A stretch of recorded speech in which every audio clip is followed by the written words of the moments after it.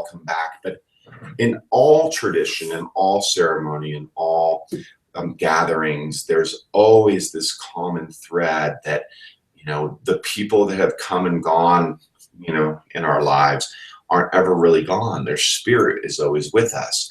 That's our responsibility, and as being part of the living world, is to maintain that and to not let that go. And Day of the Dead, Dia de los Muertos, is exactly about that. It's that reminder. It's that one day that everybody celebrates, but it's a reminder to celebrate that every day, not just that one day. And if I were building a message around the Day of the Dead, that would be the message, is that that day is to remind us that every day that we're still connected to our ancestors. We're still connected to our loved ones. We're still connected, even though we may not see them, we may not experience their physical presence like we did, that there's still the impact that they have on you, the lessons that you learned, the love that you shared, you know, the tears that you cried, whatever it is, that those things are never gone. It's our responsibility to maintain that presence. Okay. Wow. Can you tell us again the name of the culture that started Dia de los Muertos? It's the Pura, P-U-R-A, Pecha, P-E-C-H-A, Pura Pecha. Okay. They're from Lake Pátzcuaro. They were really, they were the Purépecha of the mountains and the lakes and the valleys, and you know, there were different tribes of Purépecha, but their capital is very close to where I'm at right now. Their capital was called Tzintzuntzan, T-Z-I-N, T-Z-A-N, T-Z-U-A-N, Tzintzuntzan. I'm probably destroying the word, but it's something close to that. Right. And you know, and there's you know, it's a beautiful town that sits on the lake. There's pyramids there that were their ancient sites. And when the Spaniards tried to take over the Purépecha, they were one of two tribes that were never conquered by the Spaniards. Oh, wow. Wow. They battled, you know, they battled very hard at Lake Pátzcuaro. Their capital of Tzintzuntzan was taken over, and the Spaniards came and started to dismantle, and, you know, as they did, you know, they would take the most sacred places and they would build their sacred temples on top to show that they're more, you know, their God is more powerful, right? And so they actually, you know, dismantled the pyramids and built this, you know, big Catholic church across the street from it. But over the last few years, they've discovered that the pyramids were actually hidden to a large degree. They buried a good portion of the base of the pyramids to protect the entrance to the pyramids, knowing that the Spaniards were coming. And so there's been a big archaeological move here. I imagine that the story of the Day of the Dead will only become more, you know, the lines will become more filled in as we discover more about the Purépecha and how they perceived this this two-world duality of, you know, here and not here. Right. Wow. Yeah. I mean, we're, you know, and I think that's a beautiful way of really looking at the existence of the soul, right? Yeah. Yeah. Wow. So there's also, you know, there's a lot of attention right now on Day of the Dead. You know, it's amazing when I look at Halloween celebrations from around the world, and you're starting to see more of the kalaka, more of the, you know, face painted, and I think people are looking for a different myth, a different legend beyond just the ghosts and the ghouls and the witches and the goblins. That there's, you know, there has to be a better myth behind this idea of life and death. And so, you know, I love watching, you know, to see how this is spreading. I'm really excited to hear how your project goes. Yeah. I had a few questions for you. Sure. So, do you celebrate Day of the Dead specifically? Absolutely, you know, in a very big way. Um, we've even created a 4-day, highly participatory art, community, music, festival, dance festival here in a town nearby in San Miguel de Allende. San Miguel de Allende is another colonial town in this triangle of these colonial towns in the mountains here in Mexico. It's also an interesting place because for years now, almost 100 years now, it's been the home of the Instituto, which is an English language school and an art school that was really one of the top choices for a lot of the people that were coming out of World War II, with this GI Bill for education that they can go and they can learn. And if you wanted to go and experience language and art, before the Monterey Institute, there was the Instituto in San Miguel de Allende. And so there was a large group of North Americans that came to this small colonial town. And over a 100-year period of time, San Miguel de Allende has become what the Mexicans call Gringolandia, Yeah. the land of the gringos. And so there's this interesting dynamic in San Miguel de Allende taking place between a deeply Mexican culture and a deeply American culture. And so the celebration of the Day of the Dead has really, I think that's where it kind of jumped the border, was so many people from New York City, so many people from Los Angeles that have homes in what's become this, this incredible town in the mountains that very few people know about. And so we created this festival called La Calaca, which is a participatory art and music festival that really bridged that gap between the myth and tradition of Dia de los Muertos and how we can bring that into the more Western worlds. So I would research that a little bit. La Calaca, Lacalaca, Calaca. It really rolls off the tongue well too. Yeah, that's a good one. Calaca. Because you'll find a lot of video there. You'll also find a lot of both Spanish and English text about the myth as well. Okay. But it's very, very much celebrated here. If people say, when's the best time to come to Mexico? And I always say, come for the Day of the Dead. It's so amazing, just to be able to. I mean, I live in Morelia, and so there's 1.2 million people that live in this town, and I live in the historical centro, and I can walk down the street, and every house, when you look inside the window, there's an ofrenda, and it's all candle lit and full of artifact, and it's beautiful. It's not like, I remember when I was a little kid, my mom used to put little skeletons up for Halloween and tape things to the window and decorate the house. But it seems like a lot of that has disappeared in the US. It seemed to me. Not so much in Minnesota. They do a lot of that kind of decorating here in Minnesota around Halloween. Well, I think that's great. I think artifact also drives myth. Yep. In how we decorate, and so that's why I find this Day of the Dead thing so interesting. That it's moving away from the haunted house to this welcoming people to the house, welcoming spirits into the house, welcoming the past, and not pushing it away and fearing it and making it bad. So. It's very prevalent here. It's everywhere. In fact, you can't even get near a cemetery because that everyone goes to the cemetery. This town becomes a tourist town.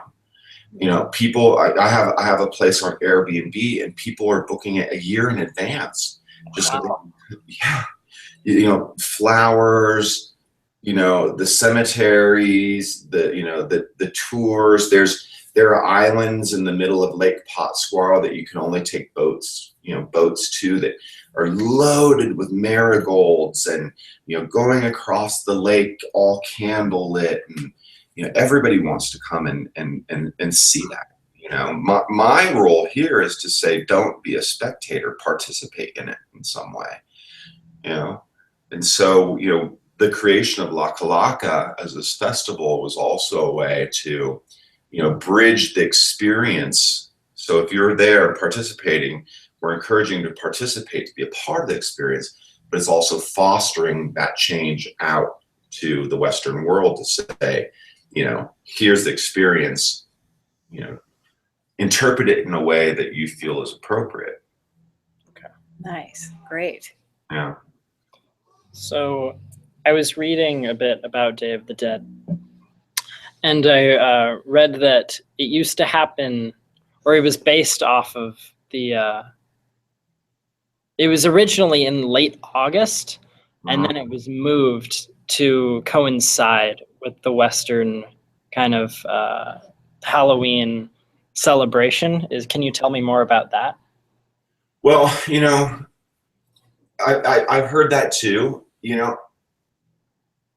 I think that part of it is I don't think it has anything to do with trying to coincide with the Western tradition at all. Okay. I think more than anything else, it was pushed back because of harvest, and a time when things were slowing down.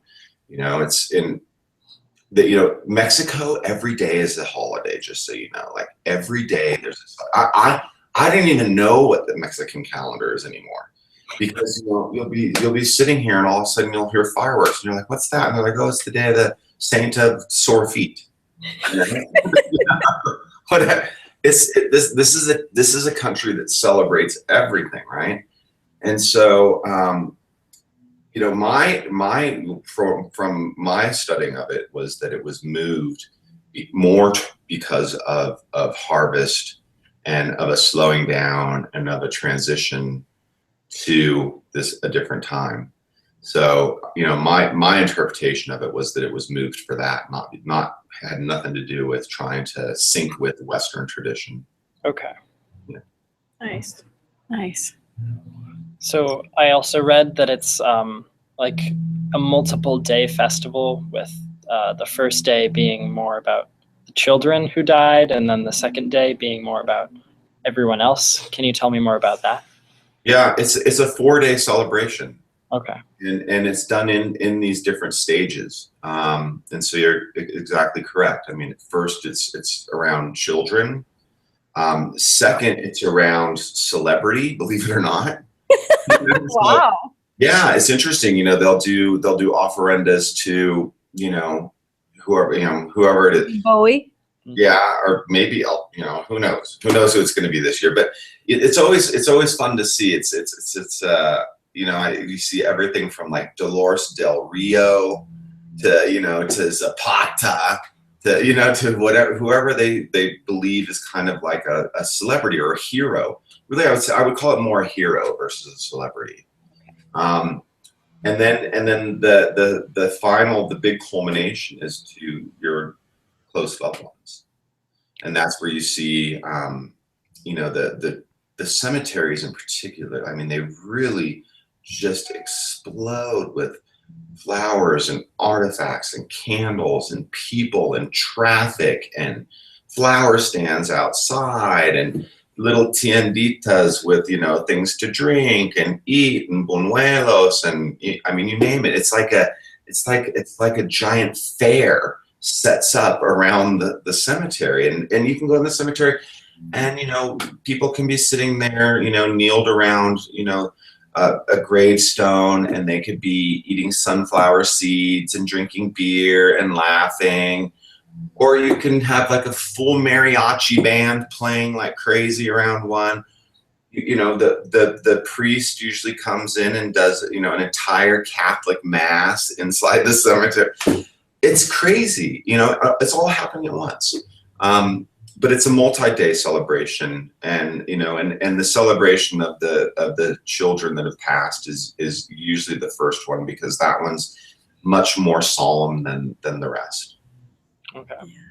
Wow. Cool. Yeah. Good. Yeah. So you said that.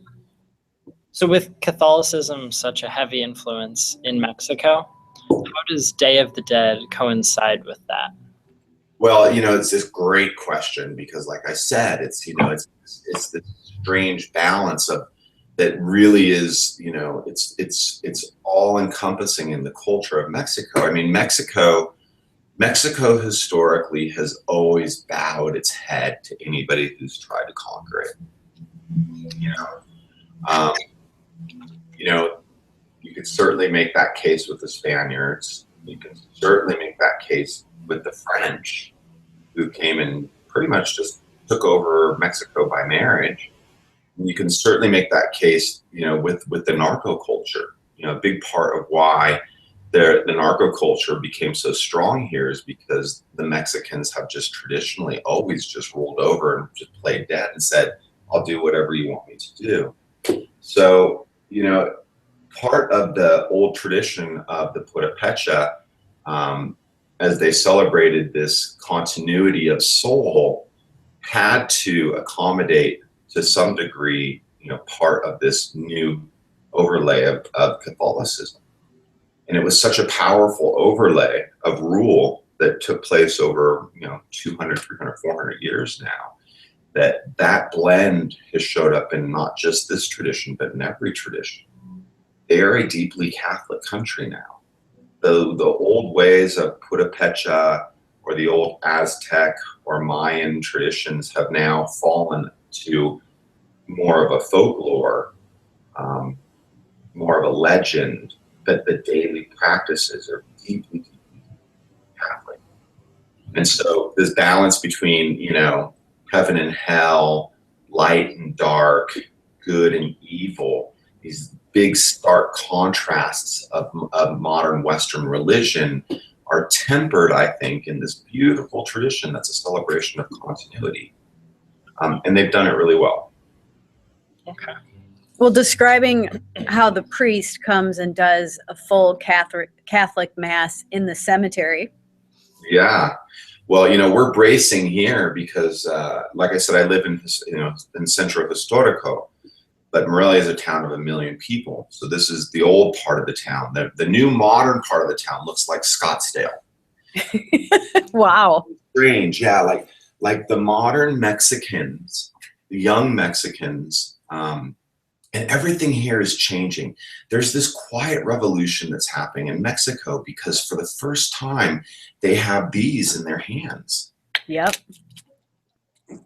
Like 3 years ago, you didn't have these in your hand here. You had the little flip phones, and you had to do the text, with to do an E, it's like 5 2s. You know what I mean? Right. Yep. And now, they are connected and they see the world in a way that you grew up in the visibility that technology provides. That's brand new to them.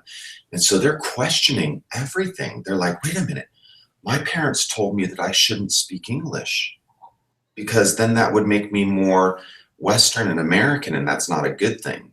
But that's wrong. I actually need to know how to speak English, And your grandparents, forget it. Your grandparents were like, don't speak English. Seriously.